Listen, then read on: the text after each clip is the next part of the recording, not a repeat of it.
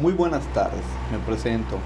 Mi nombre es Rafael Antonio Ramírez García, del octavo cuatrimestre de la carrera de Derecho de la Universidad Interamericana para el Desarrollo. Hoy les voy a hablar sobre acerca de las aplicaciones de los escritos de suspensión en materia de amparo. Bueno, vamos a empezar.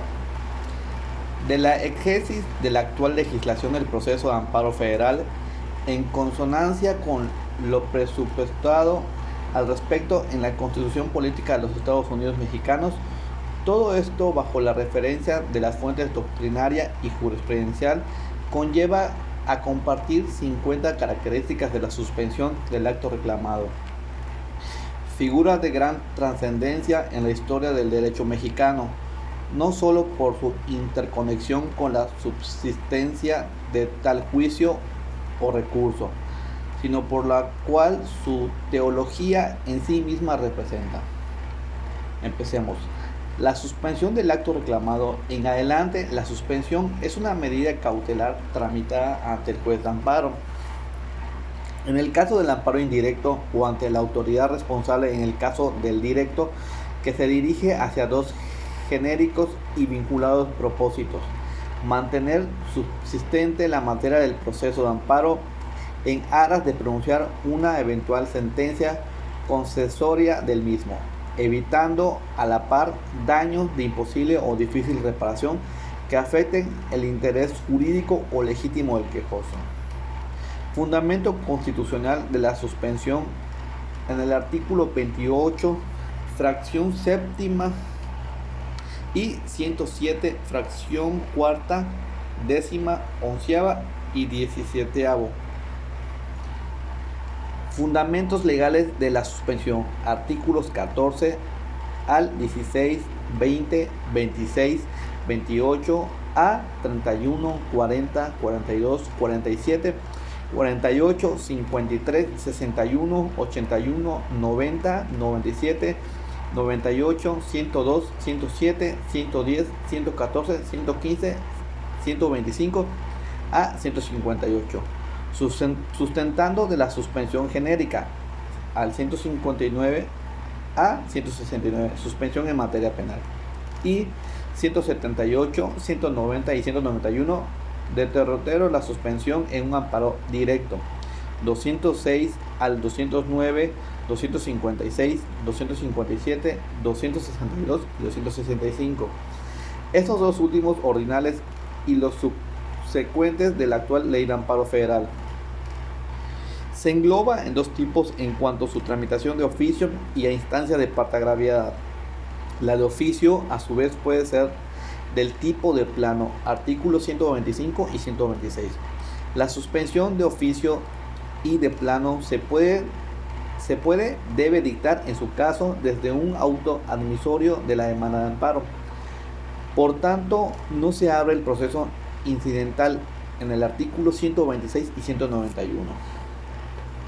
Dada su vinculación con los actos proscritos en el Ordinal 22 Constitucional, la suspensión del plano debe otorgarse aun y cuando la demanda no sea admitida, pero si sujeta a prevención a efecto de que el quejoso subsane la regularidad respectiva.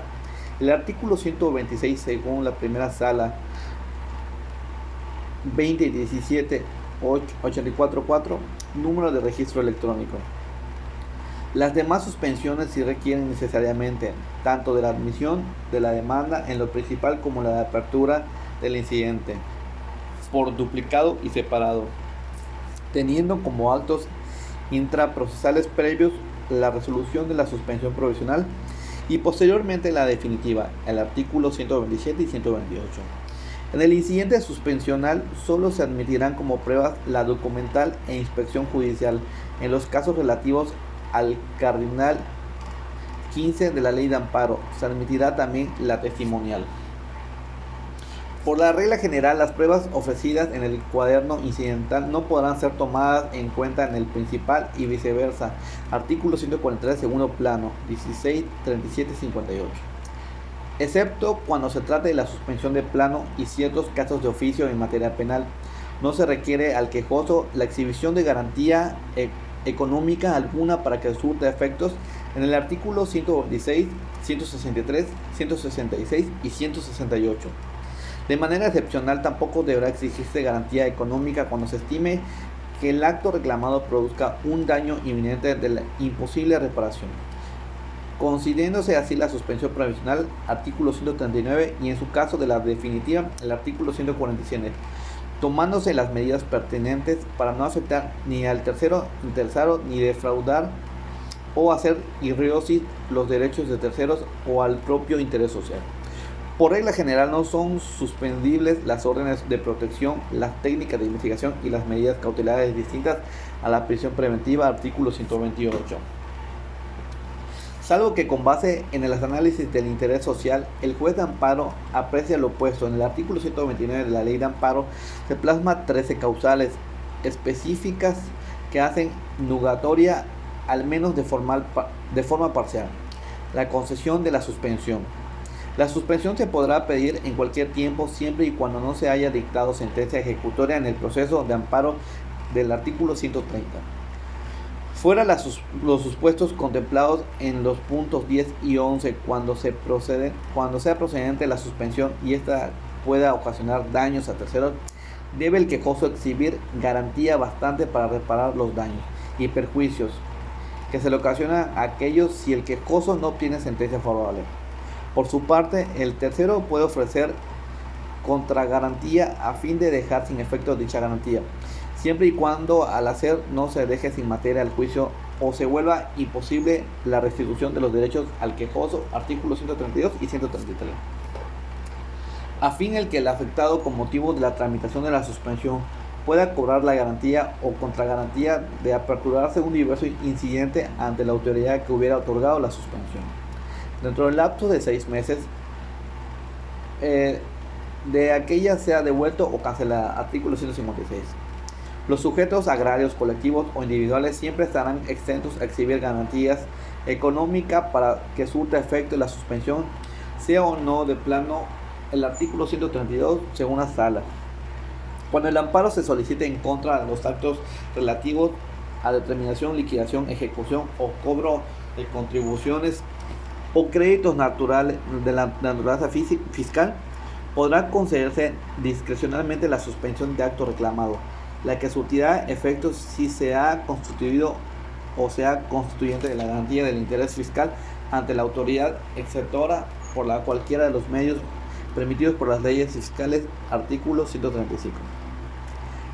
Atendiendo a la afectación genérica, la capacidad económica del quejoso, a su relación como tercero en el acto fiscal, el juez de amparo puede reducir monto de la garantía e incluso dispensar su otorgamiento, artículo 135. Las personas públicas, federación, estado y municipio, y por analogía los órganos constitucionales autónomos, también están exentos de otorgar garantías para obtener la suspensión, artículo 137. Los 3 elementos constitutivos de la procedencia genérica de la suspensión son la apariencia del buen derecho, no la afectación del interés social, y a la no contravención de la disposición del orden público, artículo 138. A efecto que la suspensión pueda tramitarse incidentalmente, la autoridad responsable debe rendir su informe previo en el lapso de 48 horas, tomando en cuenta que la audiencia incidental debe efectuarse dentro del plazo de 5 días, artículo 138. En el informe previo, la autoridad responsable está constreñida a 2 deberes: a expresar si son o no ciertos los actos reclamados que se le atribuyen y a manifestar los datos que posee, a efecto de que el juzgador del amparo pueda fijar al monto de garantías correspondientes, artículo 140.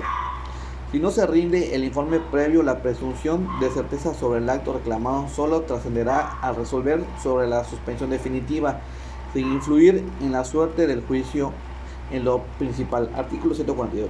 Respecto de la omisión de rendir informe previo, las únicas autoridades exentas de la responsabilidad son las legislativas, en el artículo 142.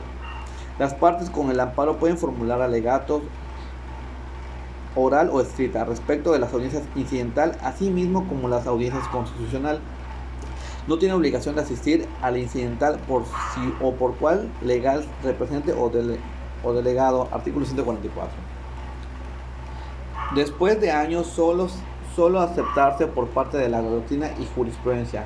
La ley de amparo preceptúa que la suspensión sí puede en ciertos casos tener efectos restitutorios, los cuales deben entenderse como provisionales respecto a lo que ocurra en el proceso de amparo. Artículo 147.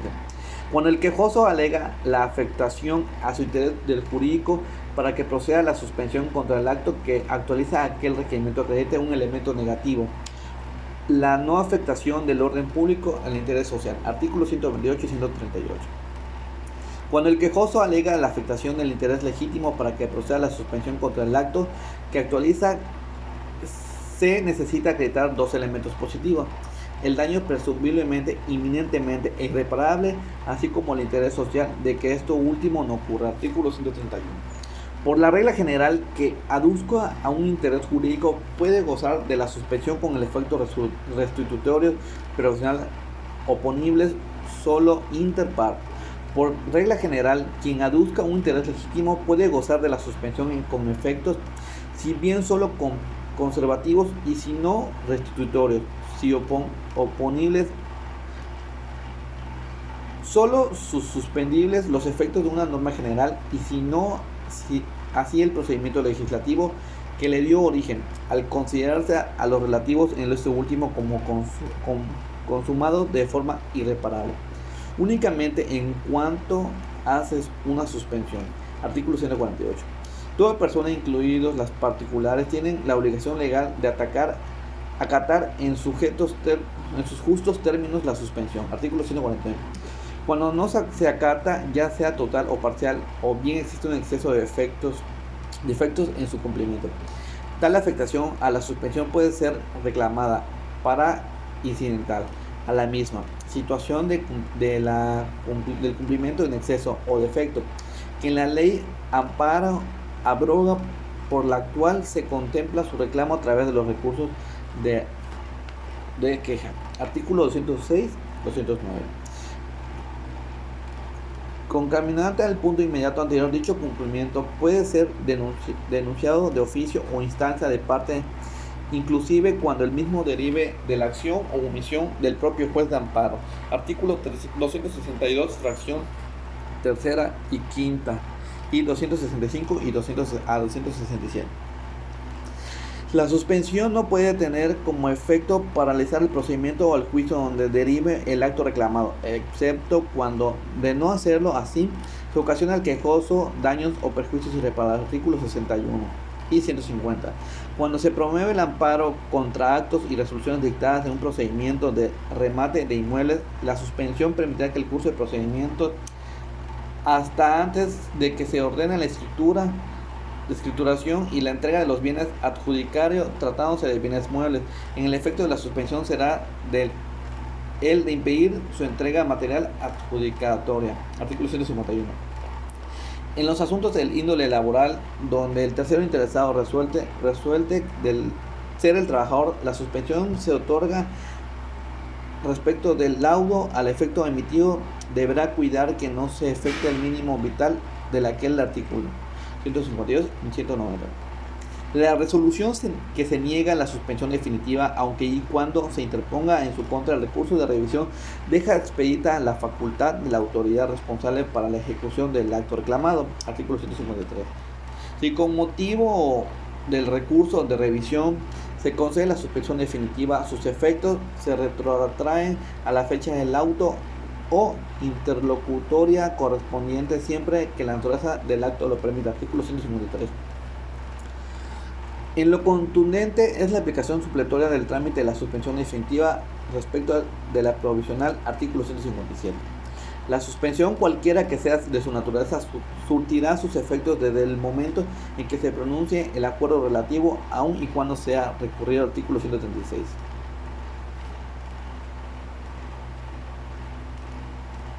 Bueno, sería todo. Espero que sea de su agrado.